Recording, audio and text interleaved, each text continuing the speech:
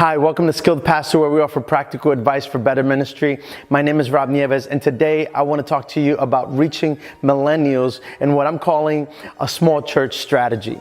Let me tell you right now, if you're trying to reach millennials today as a small church, it's going to take a lot of resources. You're probably going to have to invest some money into new equipment, maybe some new lighting, maybe haze machines or something like that. But you're gonna have to produce a different type of service. And let's be honest, for us smaller churches, that's not always feasible. It's not like we can just go ahead and, blow the budget on all these new gadgets just so that we can try and reach millennials because that's what they like and this is the music that they like, and we have to hire the right musicians and the right singers along with the right stuff.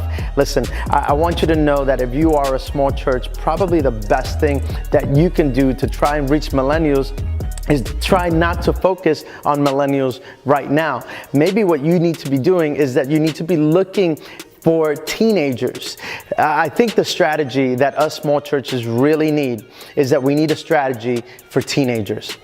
There's a couple of reasons why I think reaching teenagers is a better idea than us trying to go after millennials. If you're trying to go after millennials, for most of us, that ship has already sailed. So what do? Do we try to buy the equipment? Do we try to get the lighting? Do we try to hire the personnel that is attracting millennials? I don't think so. I think we do something different. I think we go after teenagers. Why? Because teenagers don't cost us, quite frankly, as much.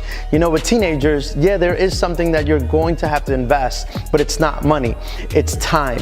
And if you want to be able to grow your ministry, your outreach to young people, you're gonna have to start today by reaching teens. Now that is gonna mean a time investment, and it's gonna mean that you have to get your church on board and thinking about teenagers. So I want you to consider, instead of trying to go after all these millennials, all these 20-somethings, maybe your church needs to be focusing on trying to reach teenagers today, because eventually they will be the 20-somethings. So I want to just encourage you, go looking for teenagers. Something else that you need to think about is the fact that no one else is going after teens right now. Not a church, not a ministry. Very few ministries are going after teenagers. And the reality is that this is a group of people that really need the church today.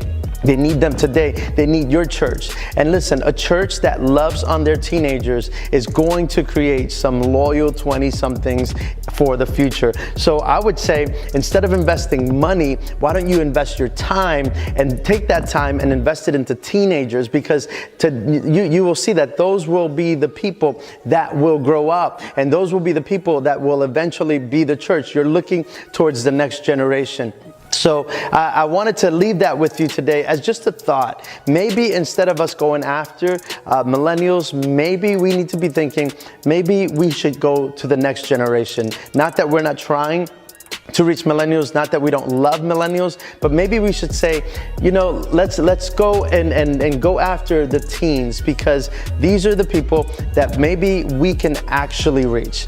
Here's what really happens, and what I find that happens quite often. And it's that if you're trying to reach millennials, you might go out, you buy all the equipment, you get all the stuff, you get the personnel, and before you know it, those millennials say, listen, you really tried and we appreciate it, but we're gonna go to the bigger church anyways, because the reality is that they're already doing it and they already know how to do it. You're kind of practicing. So you get it together, maybe in the future we'll come back. But I think with teenagers are a little more forgiving than that. They realize that you don't have it all together. And this is not to say that this is true about everyone that fits into that millennial category.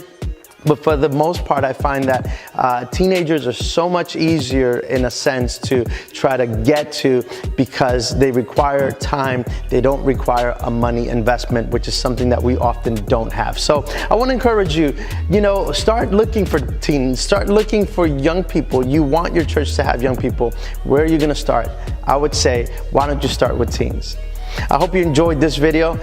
For more videos just like this, I want to invite you to go to our website, skilledpastor.com, and go ahead and subscribe to this channel, because every week we're putting out new advice and new tips and tricks for ministry. So we're trying to just help you as you grow in ministry. So go ahead and subscribe, like this video, comment. Maybe you have some other ideas. We'd like to hear what you think about this.